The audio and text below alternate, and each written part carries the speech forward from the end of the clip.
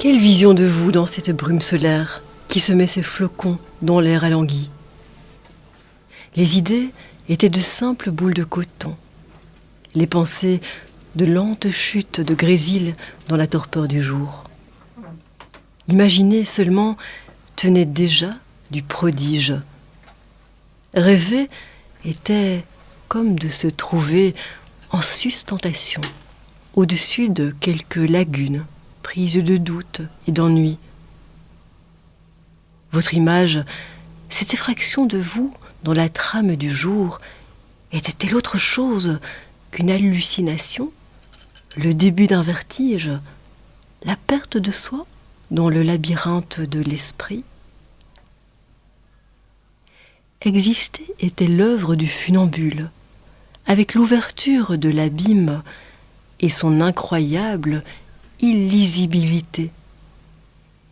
Vivre se pouvait encore, mais à la manière du grésillement de la flamme dans quelques catacombes que les courants d'air ossuaires menaçaient à tout instant de moucher, de reconduire à l'étroitesse de rien. Étiez-vous bien réel?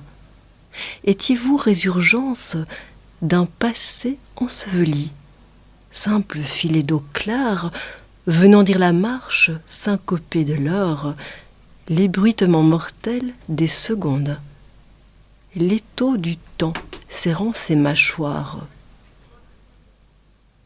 Je piochais ma mémoire, je priais la moindre des réminiscences d'ouvrir les feuillets du passé, d'en exhumer la plus infime bribe qui, signifiant d'elle-même, eût pu apaiser l'angoisse, apporter réponse, poser un baume sur une trop vive brûlure.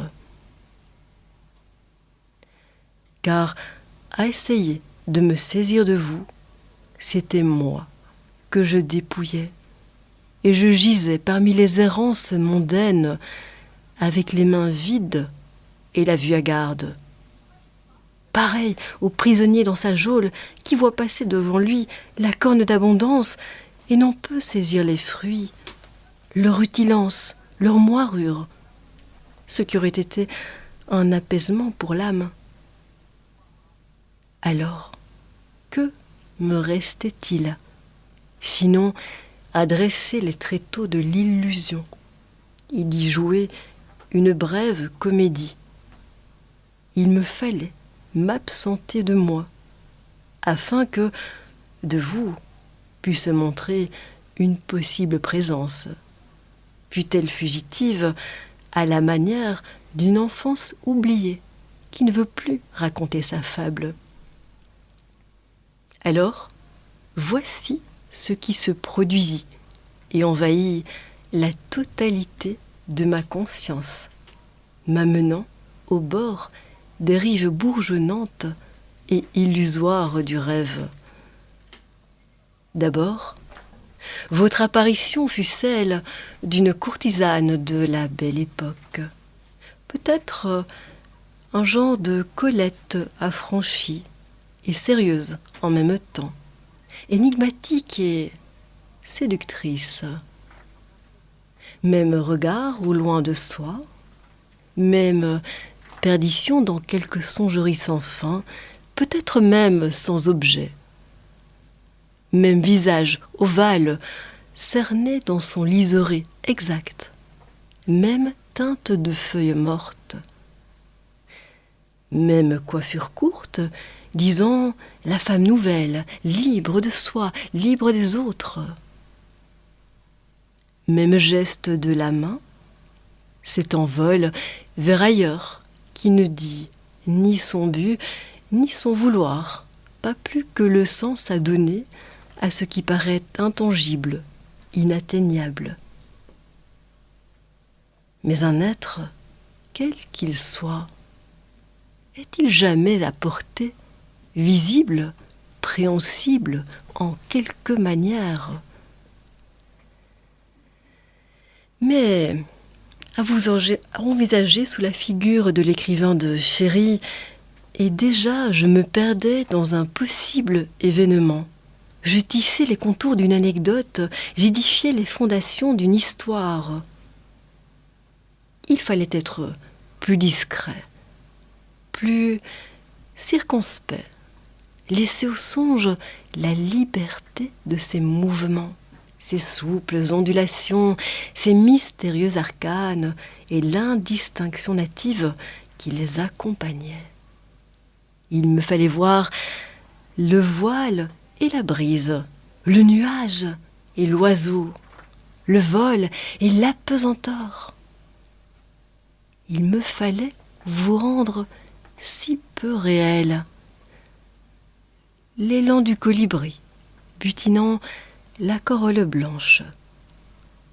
Un aspect, la simple tonalité de la source, recueillie dans l'ombre bleue. Une impression, un reniement de chaque chose, à même sa révélation. Vous étiez un teint, mais plus adouci, moins marqué que celui de Colette, moins buriné par l'événement, un genre de porcelaine sur laquelle glissait la lumière infiniment. Je vous imaginais sous les traits de la geisha, hiératique sous son kimono noir, épiphanie si hermétique qu'elle semblait refléter l'absolu, regarder l'infini. Nulle trace d'émotion, nul lexique de la face par lequel s'immiscer à l'intérieur d'une biographie. Le lisse simplement, le continu, la falaise devant laquelle glisse le vol aérien des mouettes et gire le cercle des goélands. Une perdition hauturière, un passage, une dérive que rien ne semble devoir distraire de son but. Un écart de soi que tout pourrait féconder, mais qu'un suspens maintient à distance. Citadelle de craie, dont la porte fermée suscite le désir de la mieux connaître. Et puis il fallait vous rendre encore plus éloigné d'une hypothèse vraisemblable. Il fallait vous reconduire à l'émergence de la clarté sur la pente douce d'un céladon. Tout comme lui, le céladon, vous possédiez cette anonyme chute vers un inconnu, cette discrétion à faire phénomène à l'aune d'une esquisse dont le regard oubliait vite la rapide phosphorescence. Et ce reflet sur les mèches de cheveux, ce vert de gris semblable à un lichen, ne s'inspirait-il pas de la volonté de cette terre cuite à n'apparaître qu'à l'aune d'un simple reflet, d'une chose de la nature dont le projet était précisément de retourner à sa rumeur primitive? À vrai dire, je ne saurais préciser si votre image était le pur produit de mon esprit, une vision hallucinée, comme peut en donner la prise de mescaline ou la consommation d'opium, la réverbération d'un événement. Vous aperçu sur le quai d'une gare, sur le siège de Moleskine d'un train, ou bien la main levée agitée au-delà de la coupée pour un lointain voyage?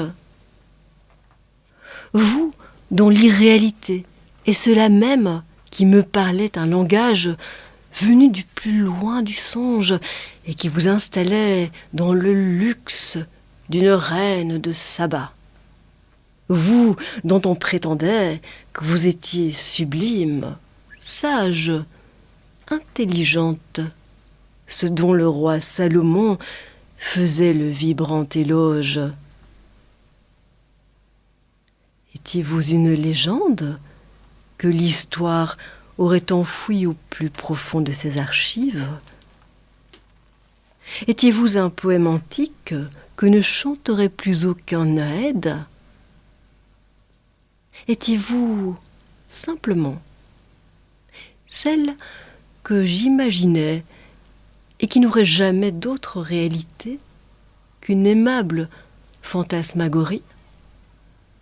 Non, ne répondez pas.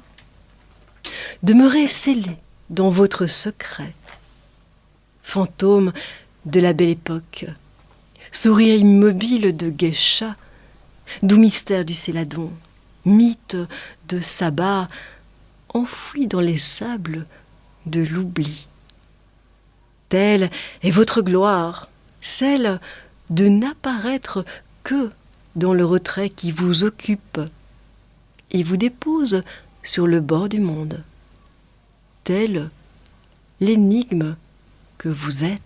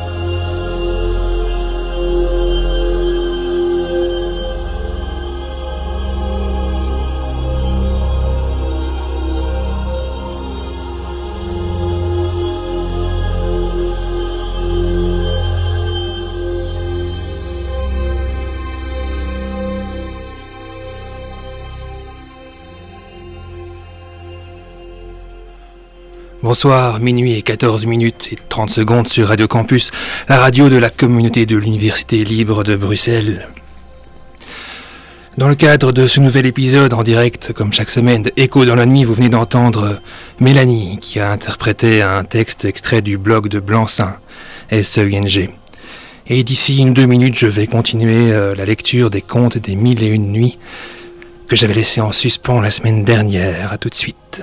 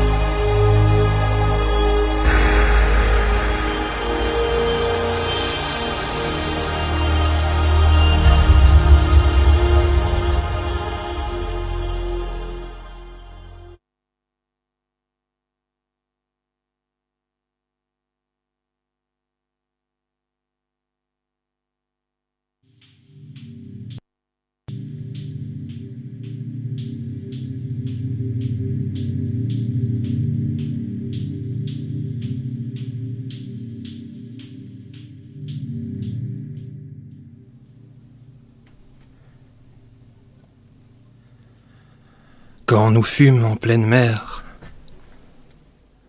Nous devînmes le jouet du vent et des flots, qui nous jetaient tantôt d'un côté et tantôt de l'autre, et nous passâmes ce jour-là et la nuit suivante dans une cruelle incertitude de notre destinée. Mais le lendemain, nous eûmes le bonheur d'être poussés contre une île où nous nous sauvâmes avec bien de la joie. Nous y trouvâmes d'excellents fruits qui nous furent d'un grand secours pour réparer les forces que nous avions perdues. Sur le soir, nous nous endormîmes sur le bord de la mer, mais nous fûmes réveillés par le bruit d'un serpent, long comme un palmier, faisait de ses écailles en rampant sur la terre. Il se trouva si près de nous qu'il engloutit un de mes deux camarades malgré les cris et les efforts qu'il put faire pour se débarrasser du serpent, qui, le secouant à plusieurs reprises, l'écrasa contre terre et acheva de l'avaler. Nous prîmes aussitôt la fuite, mon autre camarade et moi, et quoique nous fussions assez éloignés, nous entendîmes quelque temps après un bruit qui nous fit juger que le serpent rendait les os du malheureux qu'il avait surpris. En effet, nous les vîmes le lendemain avec horreur. « Ô Dieu !» m'écriai-je alors, « à quoi sommes-nous exposés ? Nous nous réjouissions hier d'avoir dérobé nos vies à la cruauté d'un géant et à la fureur des eaux, et nous voilà tombés dans un péril qui n'est pas moins terrible. » Nous remarquâmes en nous promenant un gros arbre fort haut sur lequel nous projetâmes de passer la nuit suivante pour nous mettre en sûreté. Nous mangeâmes encore des fruits comme le jour précédent, et à la fin du jour nous montâmes sur l'arbre. Nous entendîmes bientôt le serpent qui vint en sifflant jusqu'au pied de l'arbre où nous étions. Il s'éleva contre le tronc et, rencontrant mon camarade qui était plus bas que moi, il l'engloutit tout d'un coup et se retira. Je demeurai sur l'arbre jusqu'au jour et alors j'en descendis plus mort que vif. Effectivement, je ne pouvais attendre un autre sort que celui de mes deux compagnons. Et cette pensée me faisant frémir d'horreur, je fis quelques pas pour m'aller jeter dans la mer. Mais comme il est doux de vivre le plus longtemps qu'on peut, je résistai à ce mouvement de désespoir et me soumis à la volonté de Dieu qui dispose à son gré de notre vie. Je ne laissai pas toutefois d'amasser une grande quantité de menu bois, de ronces et d'épines sèches. J'en fis plusieurs fagots que je liai ensemble, après en avoir fait un grand cercle autour de l'arbre, et j'en liai quelques-uns en travers par-dessus pour me couvrir la tête. Cela étant fait, je m'enfermai dans ce cercle à l'entrée de la nuit, avec la triste consolation de n'avoir rien négligé pour me garantir du cruel sort qui me menaçait. Le serpent ne manqua pas de revenir et de tourner autour de l'arbre, cherchant à me dévorer. Mais il n'y put réussir à cause du rempart que je m'étais fabriqué, et il fit en vain jusqu'au jour le manège d'un chat qui assiège une souris dans un asile qu'il ne peut forcer. Enfin, le jour étant venu, il se retira, mais je n'osais sortir de mon fort, que le soleil ne parut. Je me trouvais si fatigué du travail qu'il m'avait donné, j'avais tant souffert de son haleine empestée que la mort me paraissant préférable à cette horreur, je m'éloignai de l'arbre, et sans me souvenir de la résignation où j'étais le jour précédent, je courus vers la mer dans le dessein de m'y précipiter la tête la première. Mais Dieu fut touché de mon désespoir. Au moment où j'allais me jeter dans la mer, j'aperçus un navire assez éloigné du rivage. Je criai de toute ma force pour me faire entendre, et je dépliai la toile de mon turban pour qu'on me remarquât. Cela ne fut pas inutile. Tout l'équipage m'aperçut et le capitaine m'envoya à la chaloupe. Quand je fus à bord, les marchands et le matelot me demandèrent avec beaucoup d'empressement par quelle aventure je m'étais trouvé dans cette île déserte. Et après que je leur eus raconté tout ce qui m'était arrivé, les plus anciens me dirent qu'ils avaient plusieurs fois entendu parler des géants qui demeuraient dans cette île, qu'on leur avait assuré que c'étaient des anthropophages et qu'ils mangeaient les hommes crus aussi bien que rôtis. À l'égard des serpents, ils ajoutèrent qu'il y en avait en abondance dans cette île, qu'ils se cachaient le jour et se montraient la nuit. Après qu'ils m'eurent témoigné qu'ils avaient bien de la joie de me voir échapper à tant de périls, comme ils ne se doutaient pas que je n'eusse besoin de manger, ils s'empressèrent de me régaler de ce qu'ils avaient de meilleur. Et le capitaine, remarquant que mon habit était tout en lambeaux, eut la générosité de m'en faire donner un des siens. Nous courûmes la mer quelque temps. Nous touchâmes à plusieurs îles et nous abordâmes enfin à celle de Salhat, d'où le tire le sandal, qui est un bois d'un grand usage dans la médecine. Nous entrâmes dans le port et nous y mouillâmes. Les marchands commencèrent à faire débarquer leurs marchandises pour les vendre ou les échanger. Pendant ce temps-là, le capitaine m'appela et me dit « Frère, j'ai en dépôt des marchandises qui appartenaient à un marchand qui a navigué quelque temps sur mon navire. Comme ce marchand est mort, je les fais valoir pour en rendre compte à ses héritiers lorsque j'en rencontrerai quelqu'un. » Les ballots dont il entendait parler étaient déjà sur le tillac. Il les montra en me disant « Voilà, les marchandises en question. J'espère que vous voudrez bien vous charger d'en faire commerce, sous la condition du droit dû à la peine que vous prendrez. » J'y consentis en le remerciant de ce qu'il me donnait l'occasion de ne pas demeurer oisif. L'écrivain du navire enregistrait tous les ballots avec les noms des marchands à qui ils appartenaient. Comme il demandait au capitaine sous quel nom il voulait qu'il enregistrât ceux dont il venait de me charger, « Écrivez, lui répondit-il, sous le nom de Sinbad le marin. » Je ne pus m'entendre nommer sans émotion, et envisageant le capitaine, je le reconnus pour celui qui, dans mon second voyage, m'avait abandonné dans l'île où je m'étais endormi au bord d'un ruisseau et qui avait remis à la voile sans m'attendre ou me faire chercher. Je ne me l'étais pas remis d'abord, à cause du changement qu'il s'était fait en sa personne depuis le temps que je ne l'avais vu. Pour lui, qui me croyait mort, il ne faut pas s'étonner s'il ne me reconnut pas. « Capitaine, lui dis-je, est-ce que le marchand à qui étaient ces ballots s'appelait Sinbad ?»« Oui, me répondit-il, il se nommait de la sorte. Il était de Bagdad, et il s'était embarqué sur mon vaisseau à Balsora. Un jour que nous descendîmes sur une île pour faire de l'eau et prendre quelques rafraîchissements, je ne sais par quelle méprise, je remis à la voile sans prendre garde qu'il ne s'était pas embarqué avec les autres. Nous ne nous en aperçûmes, les marchands et moi, que 4 heures après. Nous avions le vent en poupe, et si frais, qu'il ne nous fut pas possible de revirer de bord pour aller le reprendre. « Vous le croyez donc mort ?» repris-je. « Assurément, » repartit-il. « Eh bien, capitaine, lui répliquai-je, ouvrez les yeux et connaissez ce Sinbad que vous laissâtes dans cette île déserte. Je m'endormis au bord d'un ruisseau, et quand je me réveillai, je ne vis plus personne de l'équipage. » À ces mots, le capitaine s'attacha à me regarder. Après m'avoir fort attentivement considéré, il me reconnut enfin. « Dieu soit loué !» s'écria-t-il en m'embrassant. Je suis ravi que la fortune ait réparé ma faute.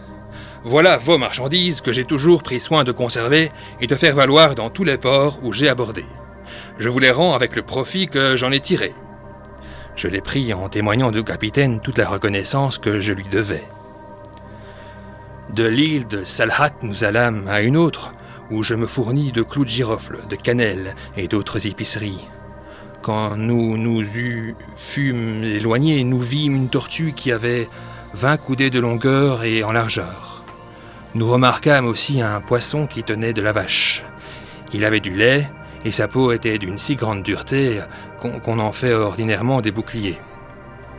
J'en vis un autre qui avait la figure et la couleur d'un chameau. Enfin, après une longue navigation, j'arrivai à Balsora, et de là je revins en cette ville de Bagdad, avec tant de richesses que j'en ignorais la quantité. J'en donnai encore aux pauvres une partie considérable et j'ajoutai d'autres grandes terres à celles que j'avais déjà acquises. Sinbad acheva ainsi l'histoire de son 3e voyage. Il va donner ensuite 100 autres sequins à Hindbad, en l'invitant au repas du lendemain et au récit du 4e voyage. Hindbad et la compagnie se retirèrent, et le jour suivant étant revenu, Sinbad prit la parole sur la fin du dîner et continua ses aventures. 4e voyage de Sinbad le marin. Les plaisirs, dit-il, et les divertissements que je pris après mon 3e voyage n'eurent pas des charmes assez puissants pour me déterminer à ne pas voyager davantage. Je me laissais encore entraîner à la passion de trafiquer et de voir des choses nouvelles. Je mis donc ordre à mes affaires, et ayant fait un fonds de marchandises de débit dans les lieux où j'avais dessein d'aller, je partis. Je pris la route de la Perse, dont je traversai plusieurs provinces, et j'arrivai à un port de mer où je m'embarquai. Nous mîmes à la voile, et nous avions déjà touché à plusieurs ports de terre ferme et à quelques îles orientales lorsque, faisant un jour un grand trajet, nous fûmes surpris d'un coup de vent qui obligea le capitaine à faire amener les voiles et à donner tous les ordres nécessaires pour prévenir le danger dont nous étions menacés. Mais toutes nos précautions furent inutiles. La manœuvre ne réussit pas bien. Les voiles furent déchirées en 1000 pièces, et le vaisseau, ne pouvant plus être gouverné, donna sur des récifs, et se brisa de manière qu'un grand nombre de marchands et de matelots se noyèrent, et que la charge périt. J'eus le bonheur, de même que plusieurs autres marchands et matelots, de me prendre à une planche. Nous fûmes emportés par un courant vers une île qui était devant nous. Nous y trouvâmes des fruits et de l'eau, de sources qui servirent à rétablir nos forces. Nous nous y reposâmes la nuit dans l'endroit où la mer nous avait rejetés, sans avoir pris aucun parti sur ce que nous devions faire. L'abattement où nous étions de notre disgrâce nous en avait empêchés. Le jour suivant, dès que le soleil fut levé, nous nous éloignâmes du rivage, et avançant dans l'île, nous y aperçûmes des habitations, où nous nous rendîmes. À notre arrivée, des Noirs vinrent à nous en très grand nombre. Ils nous environnèrent, se saisirent de nos personnes, et en firent une espèce de partage. Ils nous conduisirent ensuite dans leur maison. Nous fûmes menés, 5 de mes camarades et moi, dans un même lieu. D'abord, on nous fit asseoir et l'on nous servit une certaine herbe, en nous invitant par signe à en manger. Mes camarades, sans faire réflexion que ceux qui la servaient n'en mangeaient pas, ne consultèrent que leur faim qui pressait et se jetèrent sur ces mets avec avidité. Pour moi, par un pressentiment de quelque supercherie, je ne voulus pas seulement en goûter, et je m'en trouvais bien, car peu de temps après, je m'aperçus que l'esprit avait tourné à mes compagnons, et qu'en me parlant, ils ne savaient ce qu'ils disaient. On me servit ensuite du riz préparé avec de l'huile de coco, et mes camarades, qui n'avaient plus de raison, en mangèrent extraordinairement. J'en mangeais aussi, mais fort peu. Les Noirs avaient d'abord présenté de cette herbe pour nous troubler l'esprit et nous ôter par là le chagrin que la triste connaissance de notre sort nous devait causer. Et ils nous donnaient du riz, fleur, pour nous engraisser. Comme ils étaient anthropophages, leur intention était de nous manger quand nous serions devenus gras. C'est ce qui arriva à mes camarades qui ignoraient leur destinée parce qu'ils avaient perdu leur bon sens. Puisque j'avais conservé le mien, vous jugez bien, Seigneur, qu'au lieu d'engraisser comme les autres, je devais encore plus maigre que je ne l'étais. La crainte de la mort, dont j'étais incessamment frappé, tournait en poison tous les aliments que je prenais. Je tombai dans une langueur qui me fut fort salutaire, car les Noirs ayant assommé et mangé mes compagnons demeurèrent là. Et me voyant sec, décharné, malade, ils remirent ma mort à un autre temps. Cependant, j'avais beaucoup de liberté, et l'on ne prenait presque pas garde à mes actions. Cela me donna lieu de m'éloigner un jour des habitations des Noirs et de me sauver. Un vieillard, qui m'aperçut et qui se douta de mon dessein, me cria de toute sa force de revenir. Mais au lieu de lui obéir, je redoublai mes pas et fus bientôt hors de sa vue. Il n'y avait alors que ce vieillard dans les habitations. Tous les autres Noirs s'étaient absentés et ne devaient revenir que sur la fin du jour, ce qu'ils avaient coutume de faire assez souvent. C'est pourquoi, étant assuré qu'il ne serait plus à temps de courir après moi lorsqu'ils apprendraient ma fuite, je marchai jusqu'à la nuit. Alors je m'arrêtai pour prendre un peu de repos et manger de quelques vivres dont j'avais fait provision. Mais je repris bientôt mon chemin et continuai de marcher pendant 7 jours, en évitant les endroits qui me paraissaient habités. Je vivais de cocos qui me fournissaient en même temps de quoi boire et de quoi manger.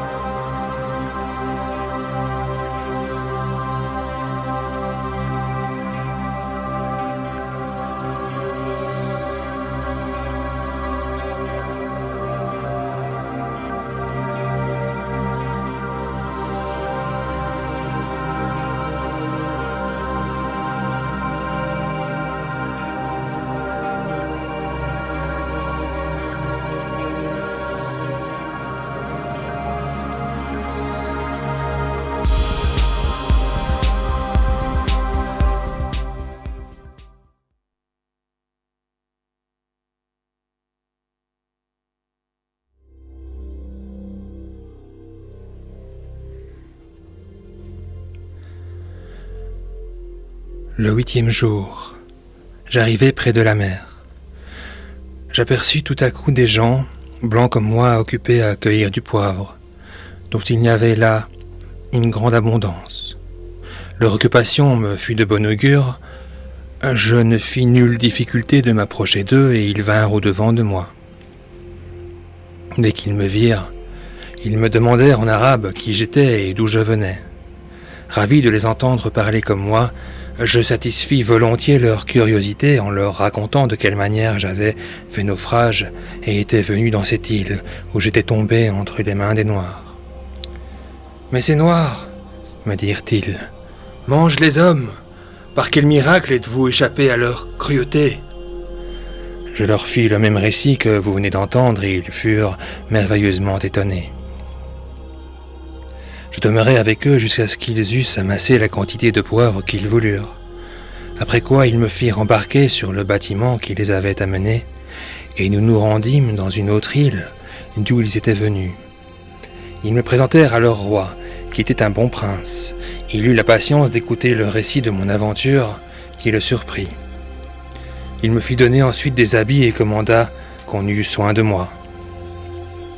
L'île où je me trouvais était fort peuplée et abondante en toutes sortes de choses, et l'on faisait un grand commerce dans la ville où le roi demeurait. Cet agréable asile commença à me consoler de mon malheur, et les bontés que ce généreux prince avait pour moi achevèrent de me rendre content. En effet, il n'y avait personne qui fût mieux que moi dans son esprit, et par conséquent, il n'y avait personne à sa cour ni dans la ville qui ne cherchât l'occasion de me faire plaisir. Ainsi je fus bientôt regardé comme un homme né dans cette île, plutôt que comme un étranger. Je remarquai une chose qui me parut bien extraordinaire. Tout le monde, le roi même, montait à cheval sans bride et sans étrier. Cela me fit prendre la liberté de lui demander un jour pourquoi. Sa Majesté ne se servait pas de ces commodités. Il me répondit que je lui parlais de choses dont il ignorait l'usage dans ces états. J'allai aussitôt chez un ouvrier et je lui fis dresser le bois d'une selle sur le modèle que je lui donnais. Le bois de la selle achevée, je la garnis moi-même de bourre et de cuir et l'ornai d'une broderie d'or. Je m'adressai ensuite à un serrurier qui me fit un mort de la forme que je lui montrais. Je lui fis faire aussi des étriers. Quand ces choses furent dans un état parfait, j'allai les présenter au roi et je les essayai sur un de ses chevaux. Ce prince monta dessus et fut si satisfait de cette invention qu'il m'en témoigna sa joie par de grandes largesses. Je ne pus me défendre de faire plusieurs selles pour ses ministres et pour les principaux officiers de sa maison, qui me firent tous des présents qui m'enrichirent en peu de temps. J'en fis aussi pour les personnes les plus qualifiées de la ville, ce qui me mit dans une grande réputation et me fit considérer de tout le monde.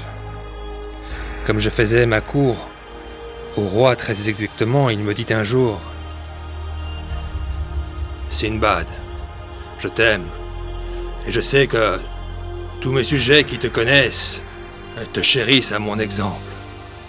J'ai une prière à te faire, et il faut que tu m'accordes ce que je vais te demander. » « Sire, lui répondis-je, il n'y a rien que je ne sois prêt à faire pour marquer mon obéissance à votre majesté.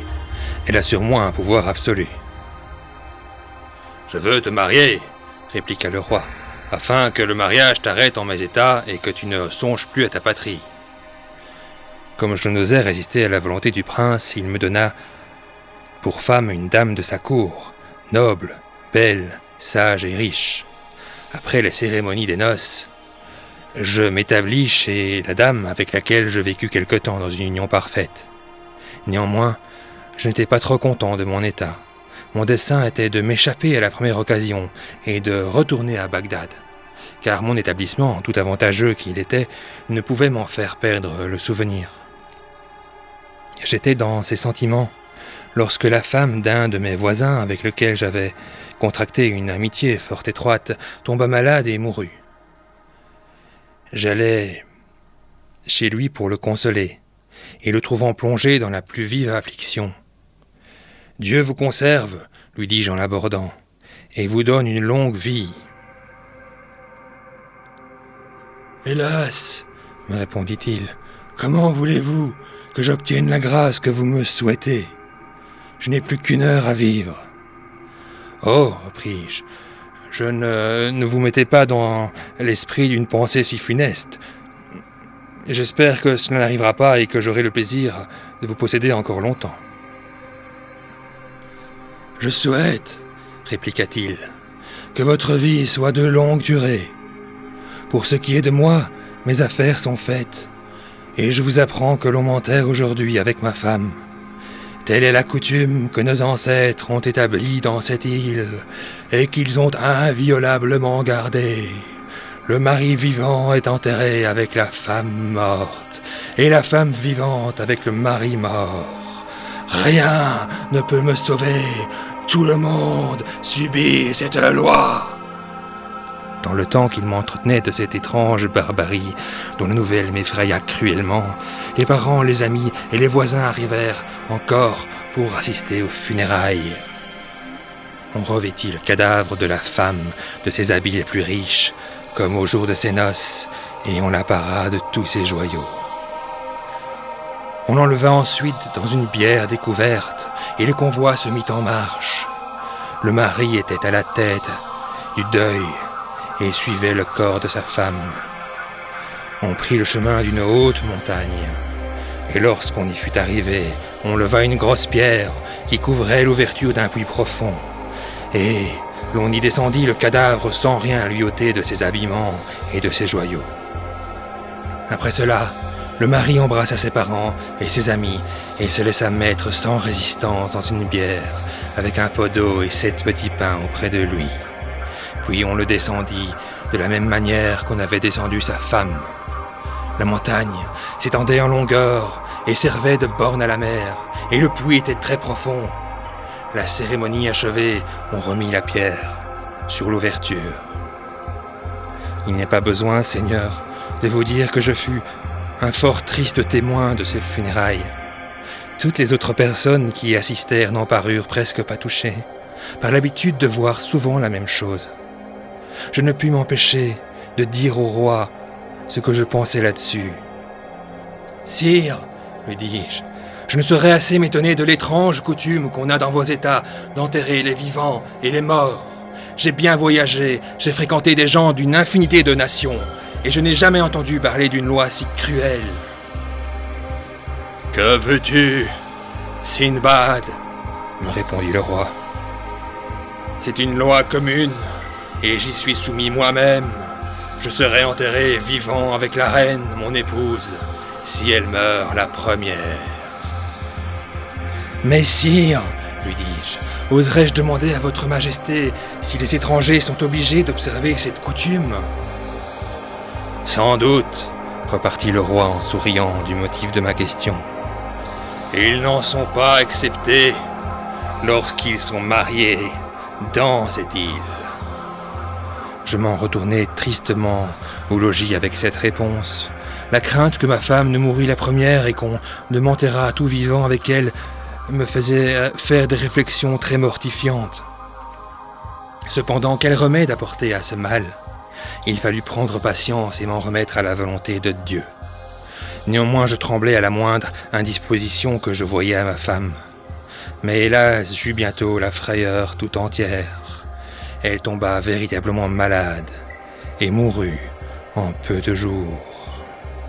Jugez de ma douleur, être enterré tout vif ne me paraissait pas une fin moins déplorable que celle d'être dévoré par des anthropophages. Il fallait pourtant en passer par là. Le roi, accompagné de toute sa cour, voulut honorer de sa présence le convoi et les personnes les plus considérables de la ville me firent aussi l'honneur d'assister à mon enterrement. Lorsque tout fut prêt pour la cérémonie, on posa le corps de ma femme dans une bière avec tous ses joyaux et ses plus magnifiques habits. On commença la marche. Comme second acteur de cette pitoyable tragédie, je suivais immédiatement la bière de ma femme, les yeux baignés de larmes et déplorant mon malheureux destin.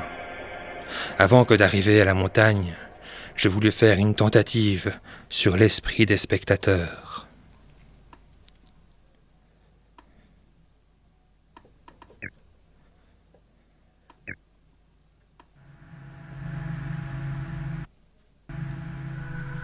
Je m'adressai au roi, premièrement, ensuite à ceux qui se trouvèrent autour de moi, et m'inclinant devant eux jusqu'à terre pour baiser le bord de leur habit, je les suppliai d'avoir compassion de moi. « Considérez, disais-je, que je suis un étranger qui ne doit pas être soumis à une loi si rigoureuse et que je n'ai une autre femme et que j'ai une autre femme et des enfants dans mon pays. J'eus beau prononcer ces paroles d'un air touchant, personne n'en fut attendri. Au contraire, on se hâta de descendre le corps de ma femme dans le puits, et l'on m'y descendit un moment après, dans une autre bière découverte avec un vase rempli d'eau et 7 pains. Enfin, cette cérémonie, si funeste pour moi étant achevée, on remit la pierre sur l'ouverture du puits, nonobstant l'excès de ma douleur et mes cris pitoyables. À mesure que j'approchais du fond, je découvrais la faveur du peu de lumière qui venait d'en haut, la disposition de ce lieu souterrain. C'était une grotte, fort vaste et qui pouvait bien avoir 50 coudées de profondeur. Je sentis bientôt une puanteur insupportable qui sortait d'une infinité de cadavres que je voyais à droite et à gauche. Je crus même entendre quelques-uns des derniers qu'on y avait descendus vifs pousser les derniers soupirs. Néanmoins, lorsque je fus en bas, je sortis promptement de la bière et m'éloignai des cadavres en me bouchant le nez. Je me jetai par terre où je demeurai longtemps, plongé dans les pleurs. Alors, faisant réflexion sur mon triste sort, « Il est vrai, disais-je, que Dieu dispose de nous selon les décrets de sa providence. Mais, pauvre Sinbad, n'est-ce pas ta faute que tu te vois réduit à mourir d'une mort si étrange, plût à Dieu que tu eusses péri dans quelqu'un des naufrages dont tu es échappé? Tu n'aurais pas à mourir d'un trépas si lent et si terrible en toutes ces circonstances. Mais tu te l'es attiré par ta maudite avarice. Ah, malheureux! Ne veux-tu pas plutôt demeurer chez toi et jouir tranquillement du fruit de tes travaux? » Telles étaient les inutiles plaintes dont je faisais retentir la grotte, en me frappant la tête et l'estomac de rage et de désespoir et m'abandonnant tout entier aux pensées les plus désolantes. Néanmoins, vous le dirai-je, au lieu d'appeler la mort à mon secours, quelque misérable que je fusse, l'amour de la vie se fit encore sentir en moi et me porta à prolonger mes jours. J'allais à tâtons et en me bouchant le nez prendre le pain et l'eau qui étaient dans ma bière et j'en mangeais. Quoique l'obscurité qui régnait dans la grotte fût si épaisse que l'on ne distinguait pas le jour d'avec la nuit, je ne laissai pas toutefois de retrouver ma bière, et il me sembla que la grotte était plus spacieuse et plus remplie de cadavres qu'elle ne m'avait paru d'abord. Je vécus quelques jours de mon pain et de mon eau, mais enfin, n'en ayant plus, je me préparais à mourir. Je n'attendais plus que la mort lorsque j'entendis lever la pierre. On descendit un cadavre et une personne vivante. Le mort était un homme. Il est naturel de prendre des résolutions extrêmes dans les dernières extrémités. Dans le temps qu'on descendait la femme, je m'approchai de l'endroit où sa bière devait être posée. Et quand je m'aperçus que l'on recouvrait l'ouverture du puits, je donnai sur la tête de ce malheureux 2 ou 3 grands coups d'un gros os dont je m'étais saisi. Elle en fut étourdie, ou plutôt je l'assommai. Et comme je ne faisais cette action inhumaine que pour profiter du pain et de l'eau qui étaient dans la bière, j'eus des provisions pour quelques jours. Au bout de ce temps-là, on descendit encore une femme morte et un homme vivant. Je tuai l'homme de la même manière, et comme, par bonheur pour moi, il y eut alors une espèce de mortalité dans la ville, je ne manquai plus de vivre en mettant toujours en œuvre la même industrie.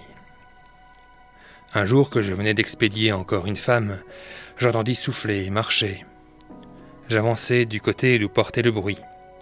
J'entendis souffler plus fort et à mon approche il me parut entrevoir quelque chose qui prenait la fuite. Je suivis cette espèce d'ombre qui s'arrêtait par reprises et soufflait toujours en fouillant à mesure que j'en approchais. Je la poursuivis si longtemps et j'allai si loin que j'aperçus enfin une lumière qui ressemblait à une étoile. Je continuai de marcher vers cette lumière, la perdant quelquefois selon les obstacles qui me la cachaient, mais je la retrouvais toujours. Et à la fin, je découvris qu'elle venait par une ouverture du rocher assez large pour y passer. À cette découverte, je m'arrêtai quelque temps pour me remettre de l'émotion violente avec laquelle je venais de marcher. Puis, m'étant avancé jusqu'à l'ouverture, j'y passai et je me trouvai sur le bord de la mer. Imaginez-vous l'excès de ma joie. Il fut tel que j'eus dès la peine à me persuader que ce n'était pas un songe. Lorsque je fus convaincu que c'était une chose réelle, et que mes sens furent rétablis en leur assiette ordinaire, je compris que la chose que j'avais entendue souffler et que j'avais suivie était un animal sorti de la mer qui avait coutume d'entrer dans la grotte pour s'y repaître de corps morts. J'examinai la montagne et remarquai qu'elle était située entre la ville et la mer, sans communication par aucun chemin, parce qu'elle était tellement escarpée que la nature ne l'avait pas rendue praticable. Je me prosternai sur le rivage pour remercier Dieu de la grâce qu'il venait de me faire. Je rentrai ensuite dans la grotte pour aller prendre du pain que je revins manger à la clarté du jour, de meilleur appétit que je n'avais fait depuis que l'on m'avait enterré dans ce lieu ténébreux. J'y retournai encore et j'allai ramasser à tâtons dans les bières tous les diamants, les rubis, les perles, les bracelets d'or et enfin toutes les riches étoffes que je trouvai sous ma main. Je portai tout cela sur le bord de la mer. J'en fis plusieurs ballots et que je liai proprement avec des cordes qui avaient servi à descendre les bières et dont il y avait une grande quantité. Je les laissai sur le rivage, en attendant une bonne occasion, sans craindre que la pluie les gâtât, car alors ce n'en était pas la saison. Au bout de 2-3 jours, j'aperçus un navire qui ne faisait que sortir du port et qui vint passer près de l'endroit où j'étais. Je fis signe de la toile de mon turban et je criai de toute ma force pour me faire entendre. On m'entendit et l'on détacha la chaloupe pour me venir prendre. À la demande que les matelots me firent par quelle disgrâce je me trouvais en ce lieu, je répondis que je m'étais sauvé d'un naufrage depuis 2 jours avec les marchandises qu'ils voyaient. Heureusement pour moi, ces gens, sans examiner le lieu où j'étais, et si ce que je leur disais était vraisemblable, se contentèrent de ma réponse et m'emmenèrent avec mes ballots. Quand nous fûmes arrivés à bord, le capitaine, satisfait en lui-même du plaisir qu'il me faisait et occupé du commandement du navire, eut aussi la bonté de se payer du prétendu naufrage que je lui dis avoir fait. Et je lui présentai quelques-unes de mes pierreries, mais il ne voulut pas les accepter. Nous passâmes devant plusieurs îles, et entre autres devant l'île des Cloches, éloignée de 10 journées de celle de Serendib, par un vent ordinaire et réglé, et de 6 journées de l'île de Kéla, où nous abordâmes. Il y a des mines de plomb, des cannes d'Inde et du camphre excellent. Le roi de l'île de Kéla est très riche, très puissant et son autorité s'étend sur toute l'île des Cloches, qui a 2 journées d'étendue et dont les habitants sont encore si barbares qu'ils mangent la chair humaine. Après que nous eûmes fait un grand commerce dans cette île, nous remîmes à la voile et abordâmes à plusieurs autres ports. Enfin, j'arrivai heureusement à Bagdad avec des richesses infinies, dont il est inutile de vous faire le détail.